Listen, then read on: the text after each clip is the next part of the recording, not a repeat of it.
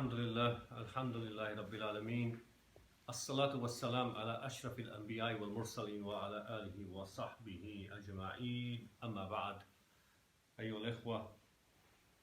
نسأل الله تعالى أن يغفر لنا ذنوبنا ويكفر عنا سيئاتنا ويتقبل منا إنه هو السميع العليم ولا حول ولا قوة إلا بالله العلي العظيم.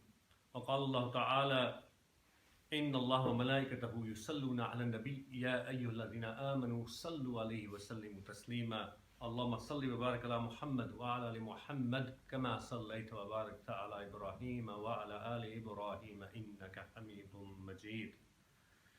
Praise be to Allah. We praise Him, we thank Him, we seek His forgiveness, guidance, and we send peace and prayers on His final messenger Muhammad sallallahu alaihi wasallam. We ask Allah to forgive us, to guide us, to wipe away our sins, and we turn only to Him for His help and His sustenance. Allahumma ameen. Now, before the break, I think some of you will remember that we left at the point in the story in the Seerah of the Prophet ﷺ, the point just around the 5th year of prophethood, Nubuwah. And we've talked mostly in the last session about the persecution of the believers and the persecution and ill treatment of Rasulullah sallallahu alaihi wasallam himself. And if you remember, I mentioned that what was going on initially, of course, there was a challenge and an affront to the disbelievers, and they were objecting to that, being insulting, etc. And in insults and exchange of dialogue or argumentation then increased as they couldn't put a stop to it, to persecution initially of the believers that were of lowly tribes, not those with much protection, but that spread to others as well, including Rasulullah sallallahu alaihi wasallam, when they couldn't get Abu Talib to stop him, his uncle Abu Talib. So amongst all the persecution I mentioned in the last session, the jidal and the argumentation and some of the ideas that they were presenting continued, of course, as well. At times it was physical, frontal, and beating and persecution to the extent of killing. And other times they're trying to argue and challenge Rasulullah sallallahu alaihi wasallam, trying to be clever. They're actually coming with ideas, and Allah subhanahu wa ta'ala puts it, and we'll see from an example, that many of them were doing that just for argument's sake. And you know when people are like that, don't you? They're not really interested in what you're saying. They're just doing argument with you for argument's sake. Because often, and you'll realize that when you're in Dawah. I mean, I've talked to people in Dawah over the years, and you can see that the same person actually, you answer their question and they don't have an answer to they don't have an objection to the answer they've got. But when you meet them a few months or a year down the road, they're still asking and challenging the same question. Yeah? It's as though they haven't, registered on purpose. They don't want to register the answer. And this is that kind of argumentation. It's not questioning sincerely, because questioning sincerely would lead to belief, especially with the Messenger of Allah. Yeah? You can't get a better person to answer your query, if it's sincere, than Rasulullah sallallahu alaihi wasallam. So here is an indication for us also about argumentation, that we don't have to get drawn into all argumentation as well. And this is the wisdom of da'wah as well. Yeah? Just because somebody's asking doesn't mean they say you have to always answer as well. Yeah? And also, winning the argument isn't the objective. Winning the argument in da'wah is not the objective. Winning the hearts is the objective. Because sometimes the argument that's being posed is so silly. It's silly. It doesn't even deserve an answer. Yeah? And other times, it's an argument that perhaps the person, because we're not Rasulullah sallallahu alaihi wasallam under wahi, we don't have an answer sometimes. We don't have an answer. We may need to think about it, or it's very complex. We can't answer, especially if it's to do with ilm al-ghaib and complex things like qadr. Yeah? Like qadr. that which is being ordained by Allah subhanahu wa ta'ala. It's not always easy to answer those because we don't have the knowledge ourselves.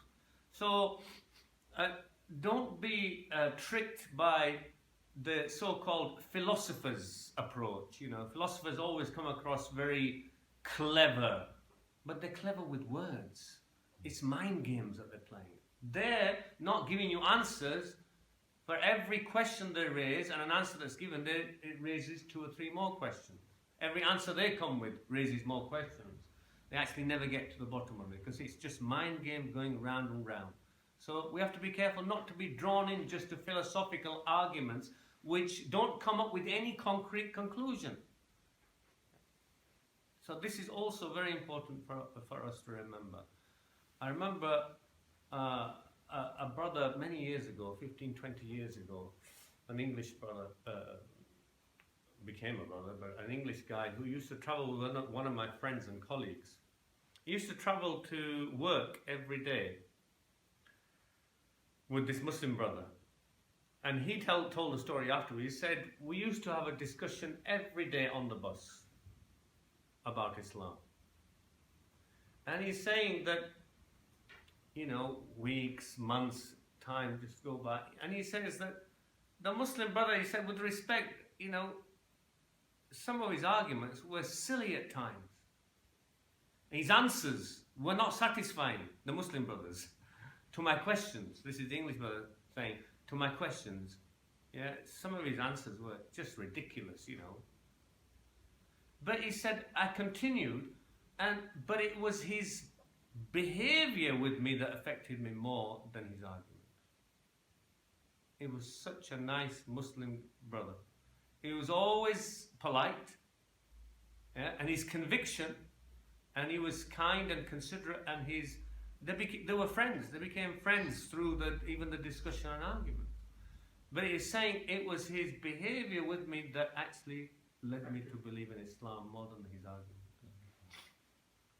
So, and my teachers in Dawah, for example, Khurram Jan Murad, rahimahullah, who was one of our teachers in the 80s and early 90s, that's one of the wisdoms of Dawah. He crucially taught us the objective is not win the argument. Because to win the argument is to do with hawa, it's to do with your nafs, because you don't want to be made to look like, you know, low. You want to be, you know, it's more to do with that, not to winning the heart. But to winning the heart requires humility. Not that you lie down and accept everything somebody's saying and say, oh, sorry, sir, we have nothing else to say. 3 bags full, sir. I'm not saying that. Yeah. We have a confidence in our deen. We believe this is the truth. And it must come like that as well. But not with, I saw in Dawah conferences, and we used to have them for years, and they're less so now, where non-Muslims are invited. And there'll be a sort of talk like Zakir Naik kind of talk. I mean, he's brilliant in his field. But at the time, it was Ahmad Didat, rahimahullah, his teacher, actually. And we were never keen about these, you know. Despite their brilliant scholarship, there's so much to learn from it. But the approach sometimes was like beating the Christian with a stick. It really was. I've seen it happen. And insulting from the stage at times, not necessarily from Ahmad Didat Sheikh himself, but some of the people who were chairing.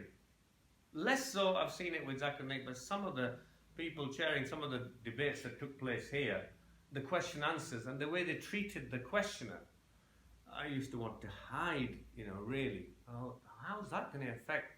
Your argument may be solid, but you made that person look like a buffoon. Make a mockery of them in front of everybody.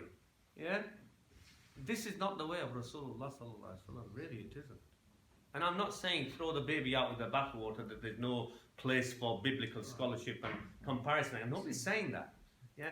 And some of the gatherings used to come out, and there'd be dinner and things, and people are trying to be nice and cordial, etc. And you'd come out in the foyer and you'd see some Muslim, you know, shouting, yes, you're going to go to hellfire, you know.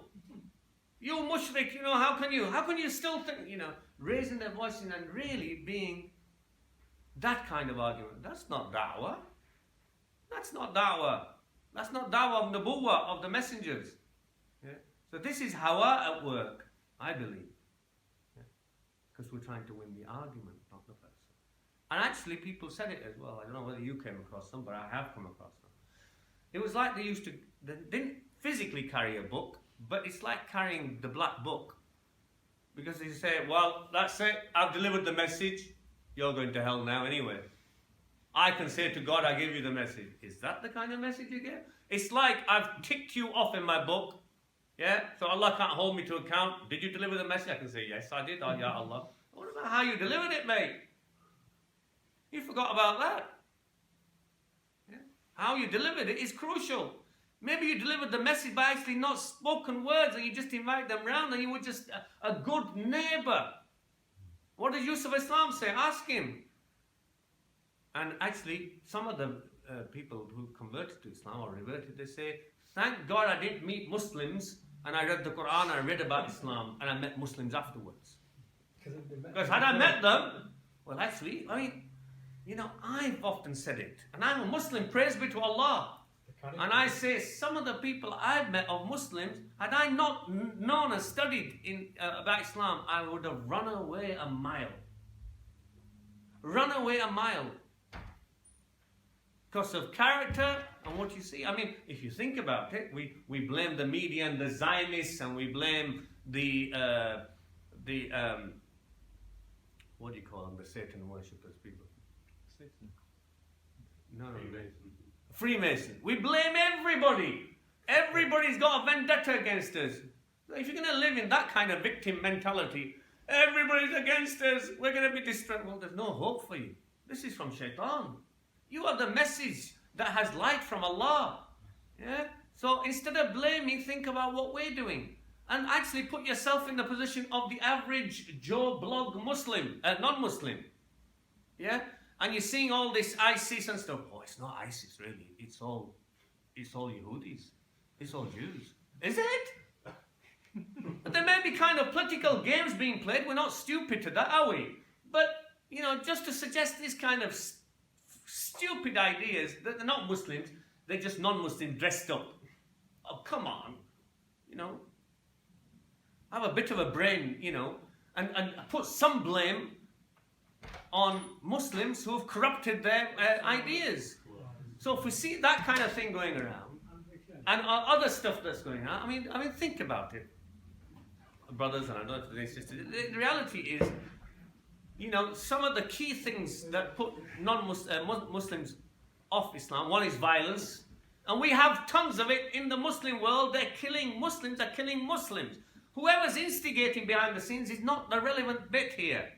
The fact is, we're killing each other, are we not? What kind of example is that of a peaceful religion that's for submission and for security in its actual word? Yeah, Islam. And then the way we treat issues like women treatment, for example. Yeah. To this day, for example,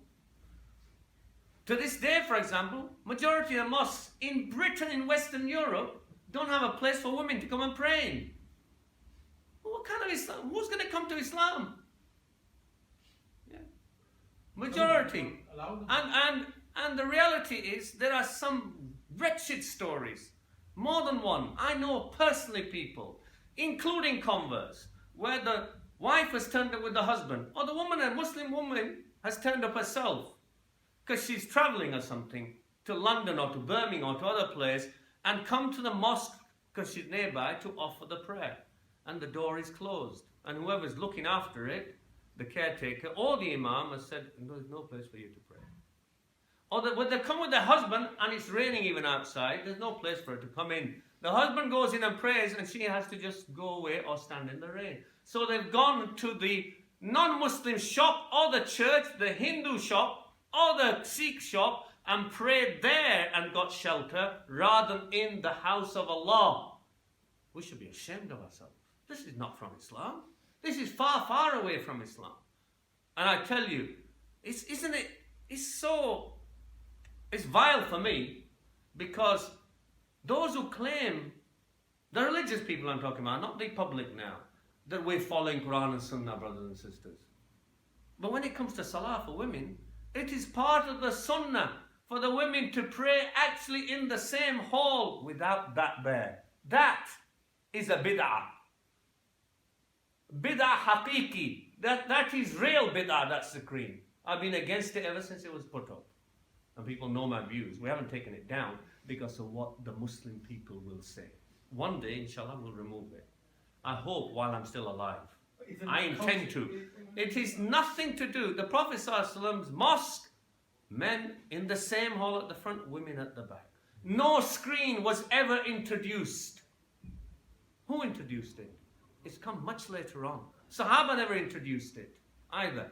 So I tell you, when we have those kind of images about women, even in regards to worship, then you can understand sitting in a non-Muslim position, you and I will think, what kind of religion is this? Do we think that? No. It's the Yehudis and the Zionists and the Freemasons. They're doing their tricks. We're lovely and fine. We're giving a beautiful example, are we not? I think we need to have a close look in that regard.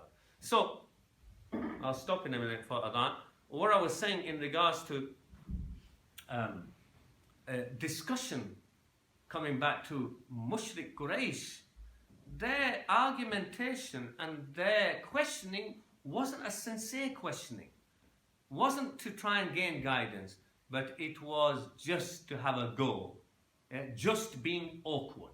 And that's the kind of argumentation that often took place, except for those who were sincere. For those who were sincere, asked the question, the best answer was Rasulullah ﷺ, and they embraced Islam. They embraced Islam. So we will look at that, inshallah, after Salatul Asr, and some of the argumentation that they posed, and then move on with the story from the 5th year of prophethood. أقول قولي هذا واستغفر الله لي ولكم إنه هو الغفور الرحيم. الحمد لله رب العالمين الصلاة والسلام على أشرف الأنبياء والمرسلين وعلى آله وصحبه أجمعين أما بعد. Coming back to where we were before the Salah. So part of some of these arguments, at one time the Quraysh supported in authentic hadith that they demanded Rasulullah ﷺ, some of them, they said, if you really are the Messenger of Allah, make Mount Safa into gold for us. So the Prophet ﷺ turned to Jibreel and asking Allah subhanahu wa ta'ala. Allah subhanahu wa ta'ala said to the Prophet ﷺ, said that Jibreel said, Allah says that if you want that, Allah can do that. But if they don't believe after this, they will be given a punishment that's never been given to anybody else. Most severest of punishment. Or, if you wish, asking the Prophet ﷺ to have the choice, Allah can open a door of tawbah and mercy and forgiveness for them, give them an opportunity. So the Prophet ﷺ, instead of demanding the miracle they were asking, went for the second thing, for the latter, sallallahu alayhi wa sallam, which was his way. Allah subhanahu wa ta'ala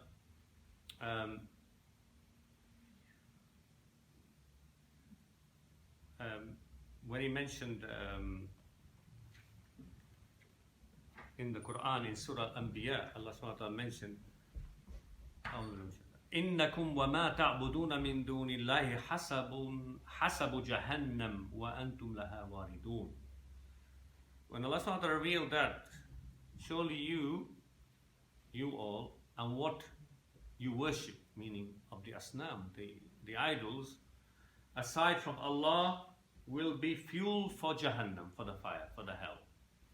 Antum laha waridun, and you will follow, go into it as well after. You'll arrive to that for sure. To hellfire, of course. But that was mentioned, and the Prophet ﷺ also said in a statement, he said, إِنَّهُ لَيْسَ أَحَدٌ يَعْبُدُ مِن دُونِ اللَّهِ فِيهِ خَيْرٌ يُعْبَدُ مِن دُونِ اللَّهِ خَيْرٌ. Surely anyone who is worshipped aside from Allah, there is no good in them. There's no good in them. And with the statement in the Quran that those who worship besides Allah will be fuel for the fire, some of the Quraysh tried to be clever, again for argument's sake. Alright, so they said, aren't you the one who said that Isa alayhi salam, that he's a messenger, a prophet, great messenger prophet, But the Nasara, the Christians, they worship him. So is he going to be in hellfire as well? And with what you're saying, either you're contradicting yourself, or there's no good in him either. There's no good in him either. So, Allah subhanahu wa ta'ala mentioned a few things which the Prophet ﷺ clarified. First, in Surah Zukhruf, Surah number 43, Allah subhanahu wa ta'ala mentions, in verse 57 onwards, Allah subhanahu wa ta'ala says, وَلَمَّا ضُرِبَ ابْنُ مَرْيَمَ مَثَلًا إِذَا قَوْمُكَ مِنْهُ يَصِدُّونَ. And when the example or similitude of the son of Maryam is mentioned, Isa alayhi salam is mentioned, then your people, they make mockery of it. Yeah. وَقَالُوا أَآلِهَتُنَا خَيْرٌ أَمْ هُوَ. And they say, are our gods better or he? They're having Isa alayhi salam. مَا ضَرَبُوهُ لَكَ إِلَّا جَدَلًا. Yeah. They say all this just out of jadala, means just for argument's sake. As we said before, just for the sake of argument, they're saying this. Then Allah subhanahu wa ta'ala says, after saying that, بَلْ هُمْ قَوْمٌ خَصِمُونَ. Nay, but they are people who are bent on disputing. Bent on disputing. For the sake of disputing, just having an argument for the sake of argument's sake. They're not really asking for guidance. Then Allah subhanahu wa ta'ala says, إِنْ هُوَ إِلَّا عَبْدٌ أَنْعَمْنَا عَلَيْهِ وَجَعَلْنَاهُ مَثَلًا لِبَنِي إِسْرَائِيلَ. So in contrast to what they're claiming, Allah subhanahu wa ta'ala answers them as well. Nay, but he is no more than a servant that we blessed. Allah subhanahu wa ta'ala is saying that we showered our blessings upon, and we made him we made an example for the Bani Israel, the children of Israel. So that's partly in to answer to them. Allah subhanahu wa ta'ala also in Surah Anbiya answers them, where Allah subhanahu wa ta'ala mentions that they and those who they worship will be fuel for the fire, to clarify the position of Isa alayhi salam, that he wasn't referring to them. He was referring to the Quraysh. Innakum wa ma ta'budun. You, talking, the address was to the Quraysh, and what you worship. Ma ta'budun, what you worship, not whom either. And of course, they know who they're worshipping or what they're worshipping, not who. They're worshipping idols. They're going to be fuel for the fire, not to be extended to Isa alayhi salam. Yeah. And in some riwayah, some reports the hadith mentioned, when the Prophet heard also that he said that anybody who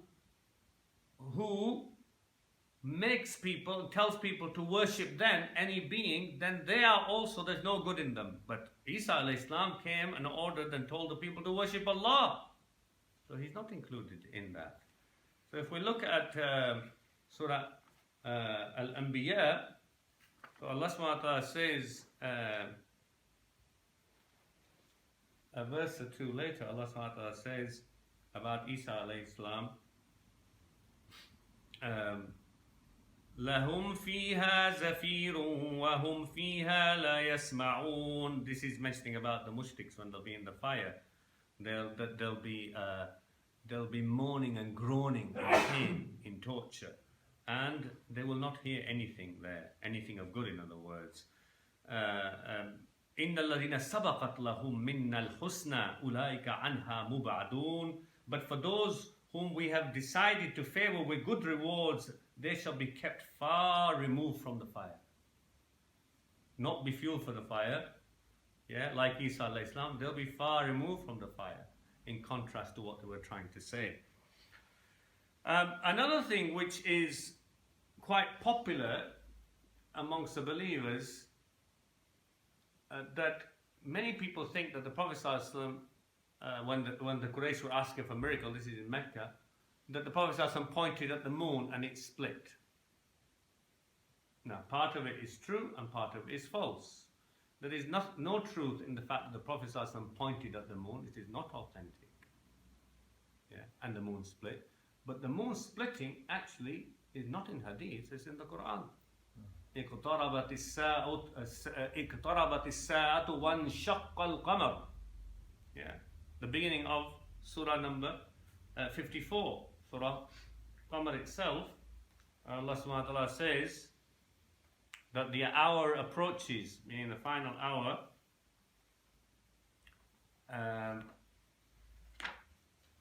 and the moon split. Yeah, and the moon split. وَإِنْ يَرَوْا آيَةً يُعْرِضُوا وَيَقُولُوا سِحْرٌ مُسْتَمِرٌ, which is what they were saying anyway about him, the Rasulullah being a magician.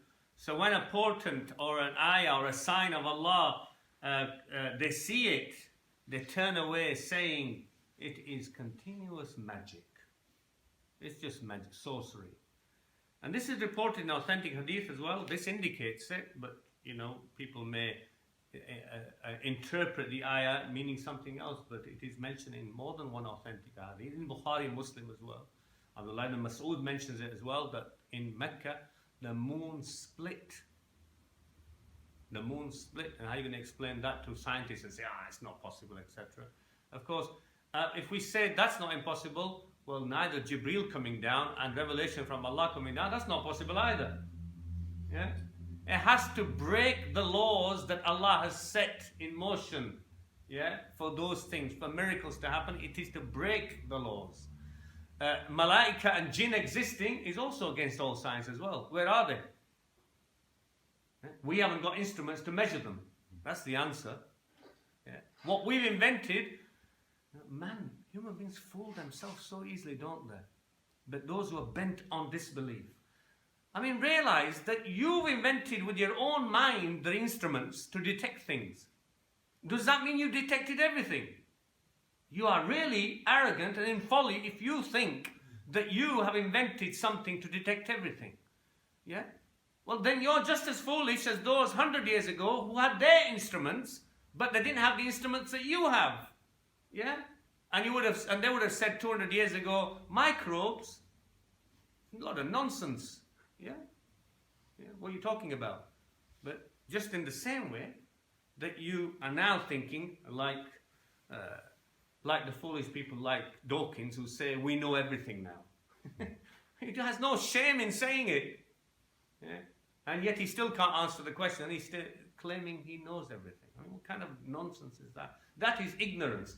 Actually, that is arrogance to deny God. So here again, the moon split is mentioned in authentic hadith. We believe it. Abdullah ibn Mas'ud said it was split, and the Jabal of Hira, where the Prophet first received revelation, he said, I could see the mountain of Hira between the two halves of the moon. This is mentioned in authentic hadith by Ibn Mas'ud, who was there. So that's one of the miracles that took place, but not by the pointing finger of Rasulullah sallallahu alaihi wasallam. Allah made it happen. And they came with things like, and this question about ar-ruh, يسألونك عن الروح قل الروح من أمر ربي وما أوتيتم من العلم إلا قليلا. This ayah in Surah Al-Isra, Surah number 17. Most commonly it is mentioned as the asbab in Medina. When the Jews asked the Prophet ﷺ on a couple of occasions, they said, oh, tell us about the spirit, the ruh. And the Prophet ﷺ in answer gave the verses from the Quran. يَسْأَلُونَكَ عَنِ الرُّوحِ. They ask you about the spirit. قُلِ الرُّوحُ مِنْ أَمْرِ رَبِّي. Say that the spirit is from under the commandment of my Lord. Under the commandment of my Lord. And then, in answer to the question, Allah subhanahu and Prophet is not actually giving them a clear answer. He said, وَمَا أُوتِيتُمْ مِنَ الْعِلْمِ إِلَّا قَلِيلًا, and you have not been given in knowledge of it except only a little. In other words, don't concern yourself with it. So the ahadith goes on to mention that some of these, the Jews at that time, they said, oh, but we've been given lots. He's saying we've only been given a little bit of knowledge. We've been given the Torah, and in that is great knowledge. But actually, they were given no more in knowledge in regards to the ruh in the Torah as they are in the Quran. And that's the point. Yeah. So, even though they say that. Now, why do I mention it now, even though it's related in Medina? Because we have authentic report that this surah Al-Isra, or Bani Israel, is actually Makki surah. Meccan surah. So it was revealed in Mecca. And we have authentic report also that the Quran, one report that the Quraysh, the Mushriks, asked the Yahud, that they had some contact with them, the Jews, what shall we ask him? He's claiming to be a prophet. Because remember, the Mushriks, they have no idea of prophethood. They don't accept anything like prophethood, angels and revelation and scripture, but the Yahud do. So they thought, we'll ask them. What the meaning is, what do you think they're saying? They're saying, can you give us something we can ask a trick question? You know what they're saying? They're not saying that if he comes with the right answer, we're going to believe. Yeah? So they're trying to trip him up, as it were, if you put it in today's words. They're trying to trip Rasulullah and see, you know, oh, he's going to be stuck with this one, isn't he? Let's give him something he's going to be stuck with. Yeah? So they asked about the ruh. And the same, this revelation came and the Prophet ﷺ recited this as the answer.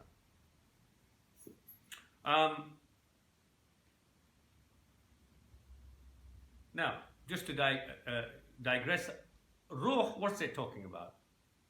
Some ulama mufassirun from early times said it's talking about Jibreel. He's known as Ruhul Amin, the trustworthy, the spirit. Yeah? Or as they say, the Holy Ghost, but the spirit. Others said, no, it has a more general meaning. So both interpretations are there amongst Muslims, believing Muslim ulama from Sahaba's time onwards. Yeah, it fits with asking about the spirit, Jibreel alayhi salam, and also fits with the idea of ruh in general, the soul. Some ulama said it's referring to the soul. They're asking about the soul, and we've been given very little of the knowledge about the soul as well. It fits with that as well. Yeah? What is the nature of the soul? Who knows? What is the soul? Yeah? And actually, that's a similar question to what is life? Because life is the soul, which they can't grasp to this day, really.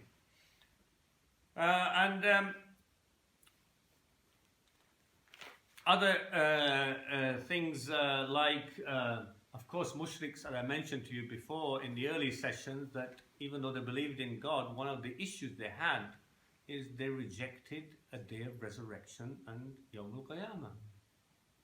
They wanted to be free to do whatever they want, yeah, and just worship, because they believe in God, the creator of the heavens and the earth, and that was where there were oddities, yeah, but anything to do with worship of idol was to do with dunya only. Yeah, omens and superstitions and things like that. That's where it started and ended. Nothing to do with we're going to stand before God, the God, even though they believed in God. Yeah, so it's almost like a negated belief. It's like somebody says to me, you know, if somebody says I believe in God, well, I said, do you believe in the hereafter?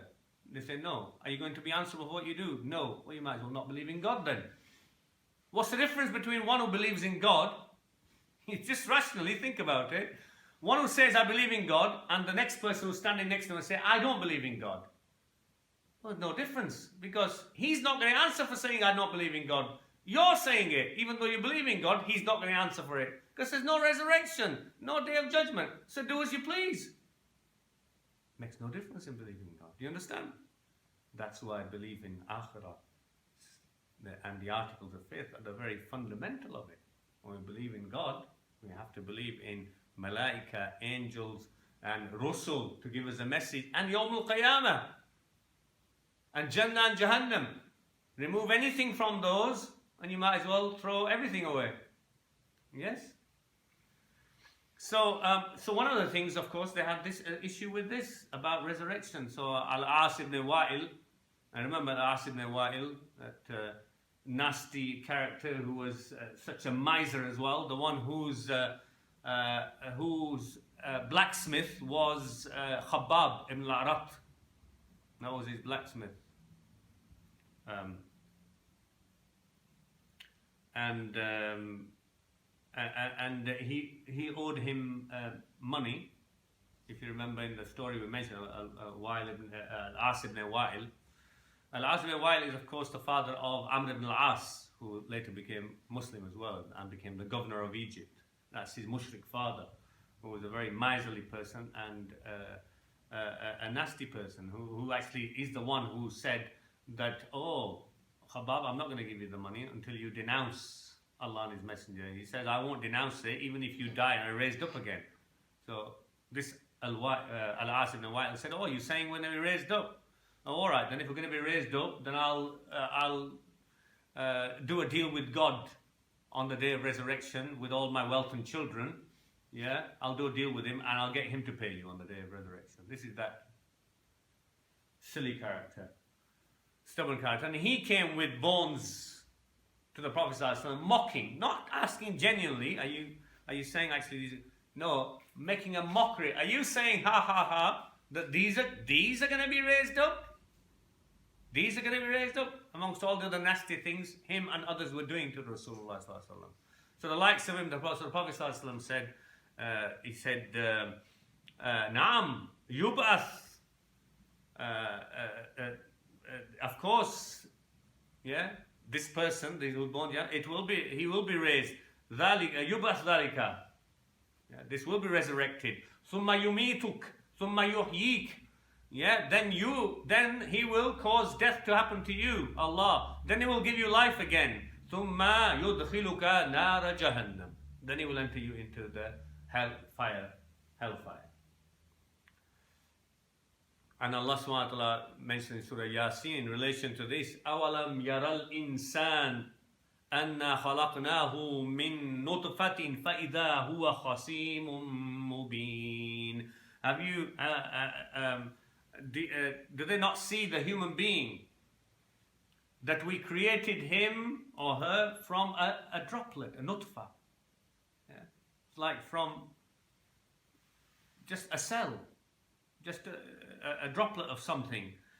And then, فَإِذَا, and he becomes a clear opponent, an argumentative. Look where he's created from, and he's going around saying, are these going to be raised up? And look where he's come from. Yeah? That's why that kind of rhetoric from Allah subhanahu wa ta'ala in Surah Yasin in regard to that. So they used to also claim that, not that he's just a magician, a sorcerer, or he's mad, of course, Majnoon. And also they used to say, which just doesn't fit with anything, but as I said to you before, because they couldn't put a finger on something, they'll come out with any stupidity. Some of them coming out with different things, others coming out with different things at different times.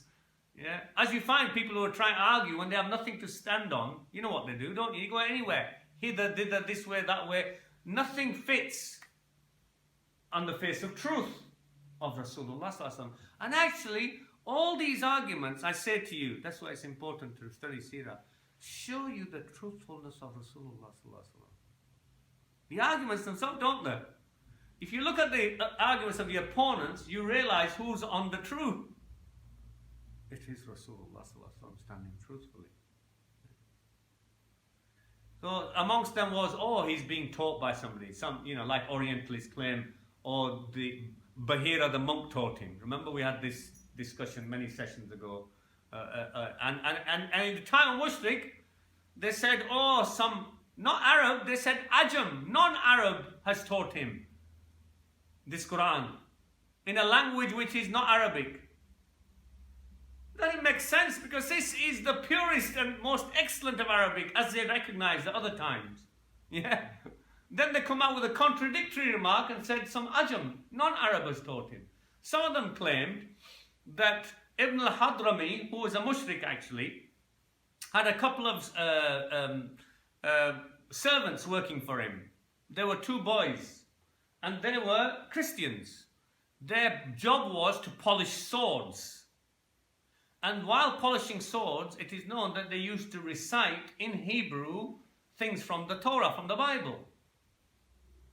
It is only mentioned in one authentic report, the Prophet ﷺ passed by these two at one time and heard this. Yeah? And some weak reports mention that he sat a few times. Right. So they say that these two boys taught him. Two young servants who were anything. Yeah? And they were actually singing in Hebrew. The Prophet ﷺ doesn't know Hebrew. He doesn't know how to read and write. He don't mind learn languages like Hebrew. So how did he then, after passing by for a few moments from these two boys, translate in his head what they were reciting and a little bit of what they were reciting, how did that become the whole of the Quran? I mean, you couldn't get something more nonsensical than that. But that was one of the arguments. It shows you who's truthful again, doesn't it? When you see the opposition like this.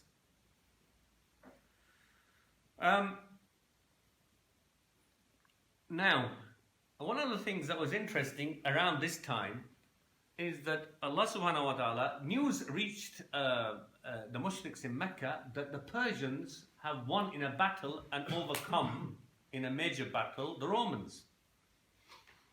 So the mushriks of Mecca are rejoicing. They were rejoicing. Why were they rejoicing?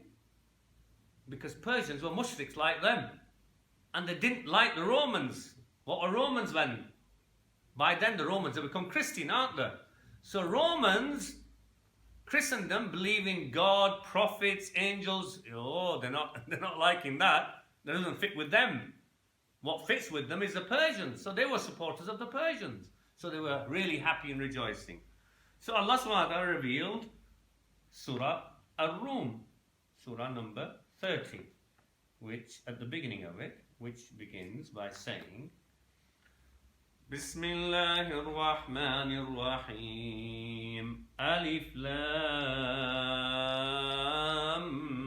Mim, Ghulibatir Rum fi adna al-ardi wa hum min بعد غلبهم سيغلبون في بضع سنين لله الأمر من قبل ومن بعد ويومئذ يفرح المؤمنون. Beautiful it is. So in this juncture, Allah subhanahu wa ta'ala reveals this. In the name of Allah, the most merciful, the most compassionate. Alif Lam Mim. The Romans have been defeated in a neighboring land. But after their defeat, they shall gain victory in a few years. In a few years. All power belongs to Allah, both before and after, now and later, before and later. On that day, the believers will rejoice. There's so many lessons in this little segment, you know. So when this happened, this revelation came, you know, it's prophesying in a few years' time what's going to happen. And mushriks say, oh Lord, nonsense. Of course, because they support the opposition, and they're hearing that in a few years' time, the opposition, their Persians are going to be defeated by the Romans. Yeah? So debate between Muslims and non-Muslims in Mecca taking place, because they're rejecting this idea, it's rubbish. So Abu Bakr said, all right, with some mushriks, he said, all right, they said, let's have a bet. This is before betting was made haram. Abu Bakr said, of course we'll have a bet. This is Allah. For sure it's going to happen. They're saying, for sure it's not going to happen. We'll bet so-and-so. So they made a bet. How many years shall we say? It says a few years in the Quran. So a few means anything between 3 and 9, say. Yeah, that would cover it. So Abu Bakr, they came to agreement. So Abu Bakr picked 6. So he said, okay, we'll agree to 6 years. By the 6th year, this will have come to pass. So this is authentic hadith actually. So what happened? The 6th year arrived. And the 6th year arrived and came to the end. Mushriks turned up and said, oh, there you are. Give us what we bet. You've lost the bet. So Abu Bakr lost the bet. The 7th year started and news came of what? The Romans have conquered the Persians. Sahaba were really, the rest of the Sahaba were really cross with Abu Bakr and said, why did you pick 6? Because the Quran didn't tell you 6. Well, why didn't you extend it a bit more? Why did you lost the bet? Yeah. And of course, when the news came, the believers were really happy. And you could ask yourself, why are believers mentioned in the Quran that they're going to be happy? It's talking about Christians. It's a lesson for us as well. Yeah? Christians are closer to us than mushriks. Yeah? They're rejoicing. Yeah? They're rejoicing. Nowadays Muslims will say, oh, it's Christians, you know, why are you so happy? They're mushriks. No, yeah, these were mushriks as well. But Christianity, the Ahlul Kitab. Yeah? So Allah subhanahu wa ta'ala mentioning Sahaba rejoicing because they want the Roman victory over the mushriks. Over the mushriks. Because the belief's much closer to the true belief of oneness of Allah subhanahu wa ta'ala in angels, in the scripture, in the prophets. So it's a beautiful story, that, and also lessons in it about the closeness of Ahlul Kitab to us. Yeah, and we mustn't forget that. We mustn't forget that. And we'll see also that as the story ensues of Ahlul Kitab and the first migration that takes place of the believers, it is to Abyssinia, Ethiopia, land of the Christians. And the leader was a Christian king, Najashi. Christian king Najashi. And this is the time. That's what happened. The first migration was not to Medina. It was to Ethiopia, on the East African coast of Africa, across the sea, where some believers, the Prophet ﷺ gave permission for some Sahaba. Salama reports an authentic hadith that many of the weaker tribe ones I mentioned to you, yes, the Prophet ﷺ not only gave permission, he said something interesting. He said, Inna bi'adil Habash malikan la yuzlamu ahadun inda. Surely in Ethiopia there is a king. In other words, go there. Under his rule, no one is wronged. In other words, you'll find justice there. Can a Christian be just? Some of our lunatics who are going around with little knowledge, Astaghfirullah, how can you say a kufr system can give you justice? Only Islam can give you justice. Everywhere else is disgusting, we reject it, we don't take part in voting. Kufr system, kufr system, kufr system. Hang on. This kufr system is the one that's giving you a home. It's giving you a place where you left and you come, like Habash, like Ethiopia, Christian king. And the prophets are saying you'll find justice. You won't find that he will wrong you. No, you'll find justice there. You'll find justice. So go there. He's actually sending them there. Sallallahu alayhi wasallam. And isn't that many lessons for us? Many people have left Muslim countries, not mushrik countries, to come to this country and others. There are Christian countries. Why? For security. Yeah. And often actually more justice, despite the so-called justice in our countries. And I often mention this in khutbahs. Over the many years I've said, if you were up before, if there was a crime, you wanted justice. You had a telephone that was direct to Karachi cops and the British police. Yes, those biased, racist British police, even the American racist police. And there was a phone going to the Karachi cops. And you wanted to call, which one would you call if somebody had burgled your house? Tell me. I'm just not asking you lot, I'll ask the congregation. I have done in khutbah and big khutbahs and gatherings. Yeah, despite reluctance, I tell you 95% I know what they're going to say. You'll call the British police. Is that right? Yes. Now you're going to be brought by those cops to a court. Would you like to stand in the Egyptian court, the Syrian court, the Pakistani Lahore or Kashmiri court, or would you like to stand in the Manchester or London court? Tell me. Yes, that where the Kafir judges are presiding, in that unjust court where they're racist, etc. Yeah, I'd rather stand there than any of those Muslim courts. Is that right? Doesn't that fit with Rasulullah sallallahu alaihi wasallam? Nobody will be wronged under that. Yeah, it's not. And we're coming from Muslim countries. He's talking about Mecca when it was mushrik. He's sending them over there. That's the sad state of affairs that we're in. But the reality is, it's a matter of also, we haven't got total 100% justice. It's relative, but there's greater justice here, no doubt. And I often say, despite all this hoo-ha about Sharia's coming, I say to the non-Muslims in Dawah, I say, Sharia's already here. It arrived even before Muslims arrived. What is Sharia about? Justice. There's more Sharia here than there is in many Muslim countries.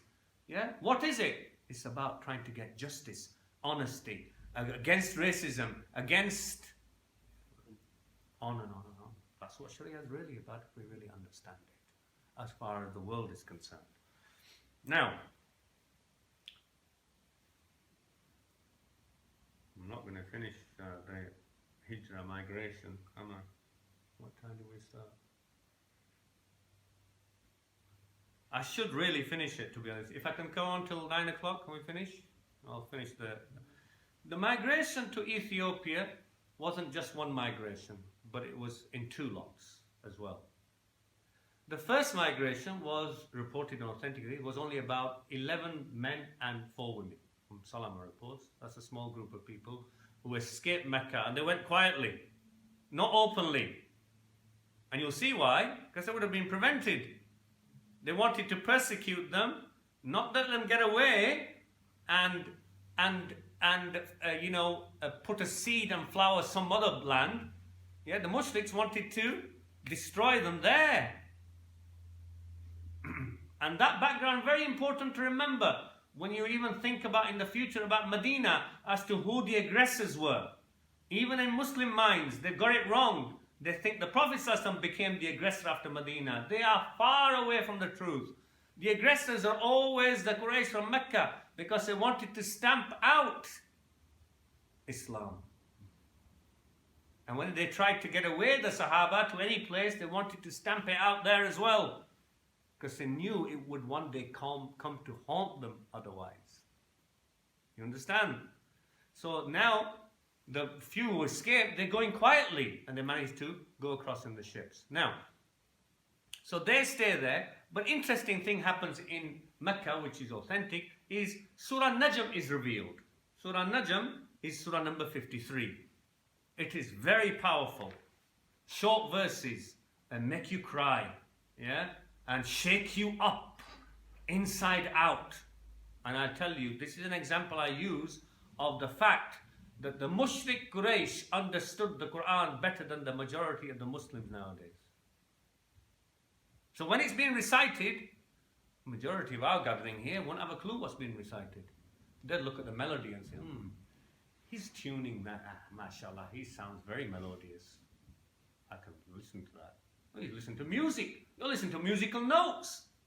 I'm not saying that's wrong, by the way. But the essence of it is its meaning, that it shakes you up inside out. And when this surah was revealed, it shook up, and the Prophet ﷺ recited it in the haram. And everybody was gathered there, believers and mushrikun. And as he got to the end of the surah,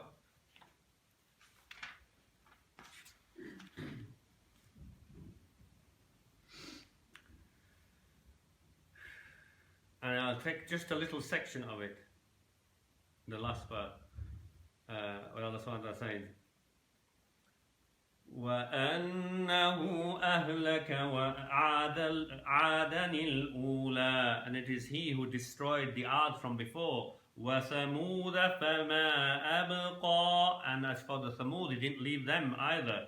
وَقَوْمَ نُوحٍ مِّن قَبْلُ إِنَّهُمْ كَانُوا هُمْ أَظْلَمُ وَأَطْغَى.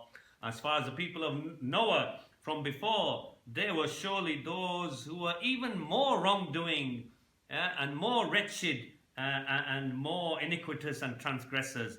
وَالْمُؤْتَفِكَةُ أَهْوَى, and he brought perdition upon the subverted cities.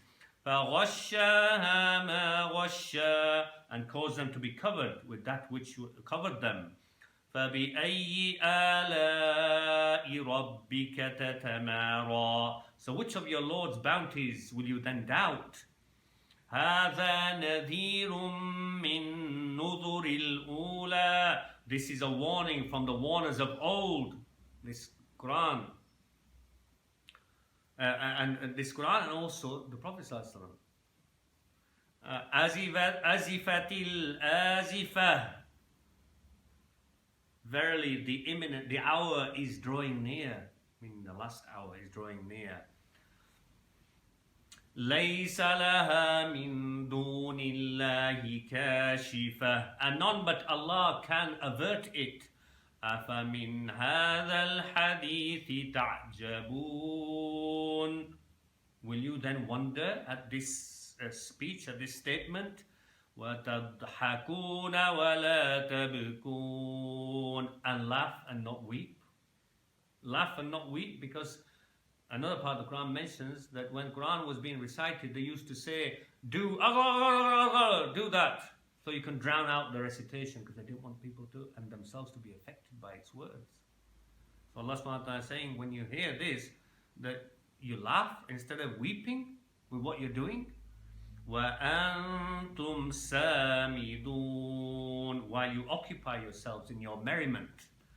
فَاسْجُدُوا لِلَّهِ وَاعْبُدُوا, instead bow down and prostrate before Allah and worship Him and serve Him alone. When that was revealed, everybody fell in sujood. وَاسْجُدُوا لِلَّهِ وَاعْبُدُوا. And I've only given you a few ayahs. The rest of it shakes you up. Really, it does. Of the power of Allah and what happened to people before who rejected. So everybody, believers and everybody, fell down and prostrate, and some riwayah mention except one or two people. And one of them is supposed to be Umayyah bin Khalf. In one report, he just took a bit of dirt and rubbed it on his forehead. That's enough for me, he said. So even he's affected. He's in arrogance. Everybody else who was there, down prostration, until they realized suddenly that they fell in prostrate. Even the disbelievers fell prostrate. Because of this, news seemed to have traveled, Chinese whispers, right, to Abyssinia, to those Muslims who had migrated, that the mushriks, Mecca has become Muslim. Mecca has become Muslim, because this was seen.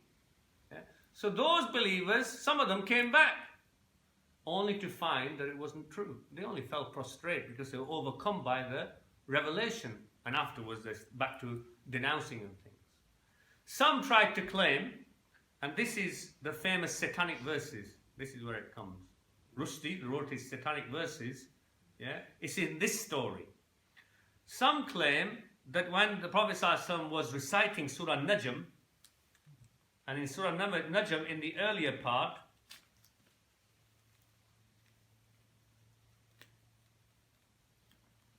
Allah subhanahu wa ta'ala mentions, أَفَرَأَيْتُمُ اللَّاتَ وَالْعُزَّى, have you considered Allat and Al-Uzza, their goddesses? وَمَنَاتَ الثَّالِثَةَ الْأُخْرَى, and Manat, the third one. أَلَكُمُ الذَّكَرُ وَلَهُ الْأُنثَى, for you, you choose, you prefer to have boy babies, and you give a sign to God, women goddesses. So that's why Allah mentioned, Tilka idhan kismatun dhiza, this is an unfair division. Now, some of the reports, and they're mentioned in our books, but it's not authentic, that when Prophet ﷺ recited وَمَنَاتَ الثَّالِثَةَ الْأُخْرَى, after mentioning Allat, Al-Uzza and Manat, that Satan interjected into the mind and mouth of Rasulullah ﷺ. So after mentioning Allat, Al-Uzza, Al-Manat, that he said Satan made him say, تِلْكَ الْغَرَانِيكَ الْأُولَى وَإِنَّ شَفَاعَتُهُنَّ لَتُرْتَجَى or لَتُرْجَى. That Satan added, and the Prophet ﷺ, they claim, recited, these are the exalted idols of old. Yeah? And surely their intercession will be accepted. Oh, look at the blasphemy of that. Yeah. So this is called Satanic verse. This bit here. That Satan made the Prophet ﷺ recite it. If we accept that story, it breaks the prophethood and Nabuwwah of Rasulullah ﷺ totally. Because where else did Shaitan actually interject and make him recite something? You understand? Yeah. This story is a lie. It's total false. There is no basis for it. Yeah. Although Ibn Hajar and some Muhaddithin said there is some basis for this story that Satan interjected, and they say that it means some Satans amongst the mushrikeen, when they heard the mention of, from the Quran, of these three goddesses, that they were going around shouting this, which fits with, if we accept Ibn Hajar's version, with the idea that when Quran was being recited, they were already going, trying to drown it. Now they heard Al-Manat and Uzza, they didn't want to hear what comes next, so some Satans amongst them, Ibn Hajar claims, and some others, were now shouting, Tilka al-Gharani kal-Ula! Tilka al-Gharani kal-Ula! Yeah? Wa inna shafa'atuhunna la turtaja. So that spread, yeah, and the report came in that way. Not that Iblis put it in the Prophet's mouth, but some Satans were claiming this. This is one way of looking at it from Ibn Hajar. But the majority of ulama and muhaddithin reject the story, like Shaykh Albani as well, outright, completely as a concoction. Even though it's in our history books. You should know it's there. The fact it's there doesn't make it correct, as many things are there which are not correct. Yeah. So that's part of the Satanic verse element. But those Sahaba came and realized that the Quraysh were still bent on, right? And now what happens is a bigger delegation, a bigger migration takes place, a second migration to Ethiopia around the 6th year of Hijrah. Now over 80 people migrate. Over 80 Sahaba migrate to Ethiopia in small groups. Not as one migration, obviously, from what I've said before, small groups. And they arrive in Ethiopia. But the Quraysh don't, remember what I said earlier, they don't leave them alone. They feel that they've escaped from their clutches and they want to destroy them and persecute and stamp out this Islam. Yep. So they decide to send two emissaries. One of them is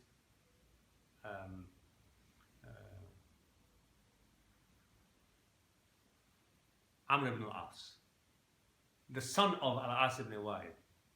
Amr ibn al-As, because Amr ibn al-As, very eloquent politician, spokesman, and very eloquent. This is a very important lesson as well. Yeah?